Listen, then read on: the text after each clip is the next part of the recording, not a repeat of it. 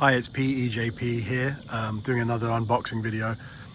It's been just over a year, I think, since I did my last one. I had the IWC Big Pilot 43, so I'm kind of doing it in the backyard again because the light is pretty good.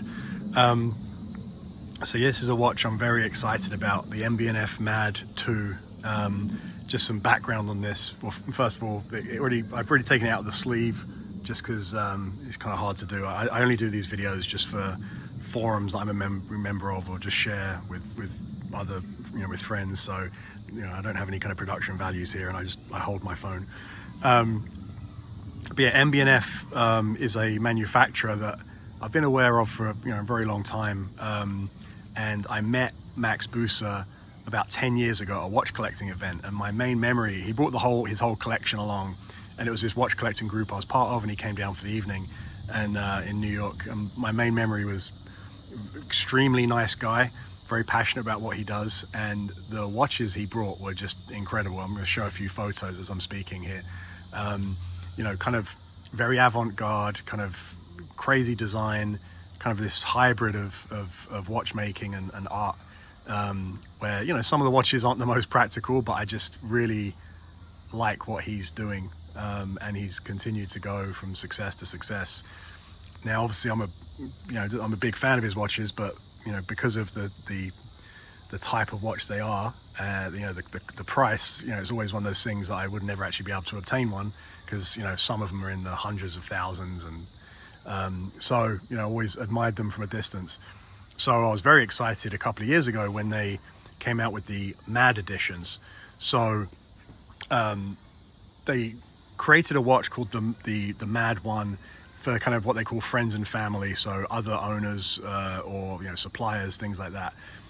They're kind of avant-garde design, but with a third-party movement. I think it was I think it's Matoya or some Japanese movement, and obviously there was a lot of demand, people interested in, well, how do I buy one? So they did this lottery system where you could enter a lottery, and if you were successful, you could buy one, and they were around, I think, $3,500, something like that. So obviously a lot more accessible than their true, the true core brand. And they've been doing this every year with a few different editions, a few different partnerships. They've changed the colors. They came out with the MAD 1S, which was a kind of slimmer version where they got rid of the minute indicator and just had an hour indicator. Because one of the criticisms of it was interesting, but kind of not really practical to wear as a watch. So then they released the MAD 2, and this year, after 4 years of trying, I was finally successful in their lottery to be able to purchase one. I got notified in April, and it just arrived a couple of days ago. So we'll get into the unboxing. It's a foam box. Obviously, they're trying to keep the cost down here. You get this cool MB&F kind of pin badge thing in the box, which you could use as a tie badge or whatever. If I open the box, here we go. So you've got the MB&F logo on the inside. Now this was designed by a guy named Eric Giroux, who's a watch designer, and this was like a kind of homage to his youth, going clubbing and stuff like that. So clearly it's kind of the box is like a DJ, a vinyl deck. That's the kind of platter, and a volume control. Strap is in there, comes off it, so I'll put that on later. And that's the kind of theme running through the whole watch. Is, if we get a bit closer, you can see on the dial, you've got really nice kind of brushed steel here, and you've got the etching around that green dial to represent the grooves on a vinyl record, and obviously the hour marker and the minute marker representing two vinyl records. And it's interesting component they have on this is it's a jumping hour, dragging minutes. So usually the mechanical watch, as the minute hand turns, the hour slowly goes between each marker, whereas this one, it will stay on the hour marker until the minutes have turned, then it jumps. So it jumps from 1 to 2 to 3, as opposed to slowly moving. So that's like a interesting little complication you don't often see on watches of this price point. They've took the Le Jouperet G101 movement, which is a Swiss movement, so now it's all Swiss, Swiss built, and it's the kind of movement you find on you know, sort of lower end, you know, but luxury watches, but still, you know, very, very solid, kind of some nice finishing there. They've obviously got their own rotor for powering the watch, which isn't standard with this movement. And then that's actually a kind of cool part of the design. So if you can see it from the front, you can see right through it, and it's got these white indicators. And if we try and flick it there, it spins.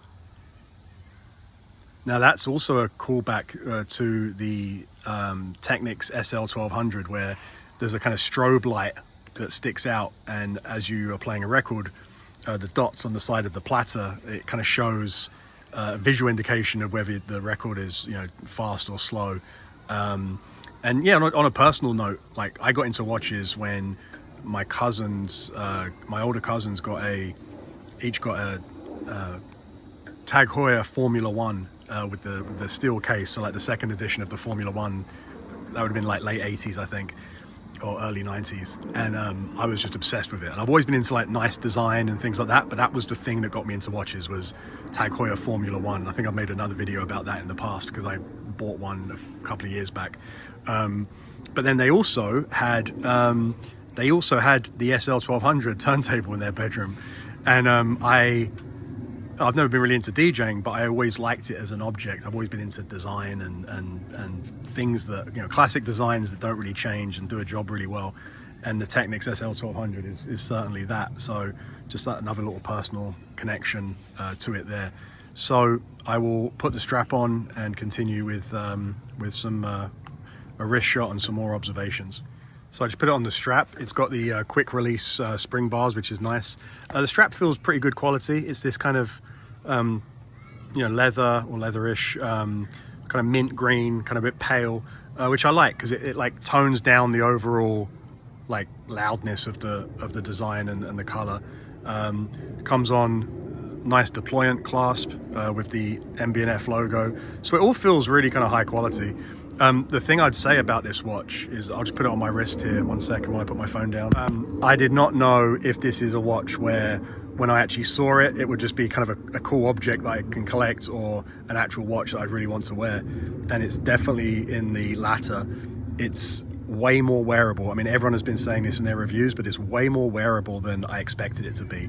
If you look at the case, it's pretty slim, nice domed crystal there.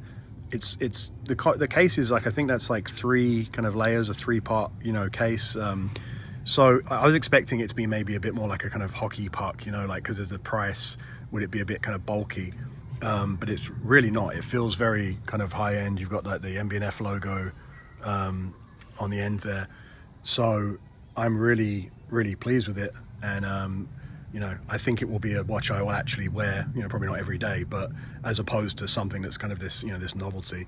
So yeah, that's kind of the end of my observations about this, and I'm really looking forward to seeing what they do in the future. I'd quite like to go back and get a 1S at some point to kind of match this, but I am very pleased with it.